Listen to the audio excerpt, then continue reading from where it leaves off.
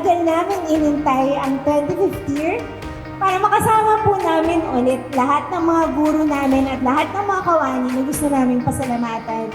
Hindi po namin maisalita kung gaano po kaimportante sa amin na nandito po kayo lahat at nakikita po namin ang mga mukha ninyo at maaari po namin ipakita sa inyo kung gaano po kami na nagpapasalamat na lahat po kayo ay naging parte ng buhay namin.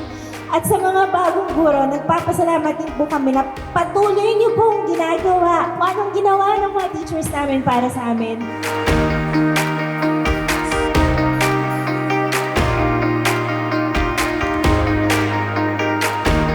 Yung pinili naming theme para sa celebrating year namin ngayon, UPIS Salamat. So basically, gusto namin magpasalamat sa school for taking care of us, for raising us, for serving as our second home, our second family. It's our chance to give back and to show our teachers that we're very thankful for what they did for us, even the staff po. Masaya na nakapagbigay ng services po sa school na humubog and nag-ano po sa akin bilang isang tao and bilang isang nurse po. So masaya ako na andito po ako para magpasalamat sa lahat ng mga teachers, lahat po ng mga staff and reps po na tumulong po sa aming lahat. Kaya UPIS, salamat.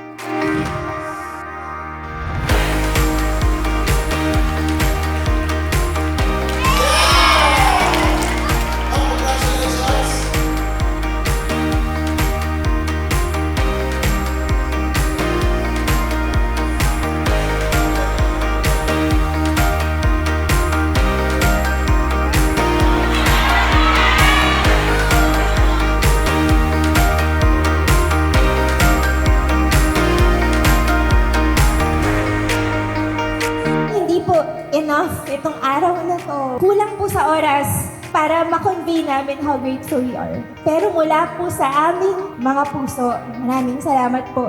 Hindi po namin malilimutan ang araw na ito na nakasama po namin kayo at nabigyan kami ng pagkakataon na magpasalamat.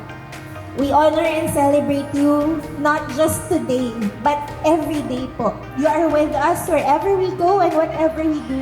We owe so much of who we are talaga because of you. Mga ma'am, sir, mahal na mahal po namin kayong lahat. Mula sa Batch 99, maraming salamat po sa inyong lahat. This to us is an extraordinary event. You made us meet each other again. Ito talaga is an occasion for us and congratulations because the young teachers at that time nandyan sa mesang kabila, we have never seen them for decades except today and you made it happen. Salamat sa Batch 99.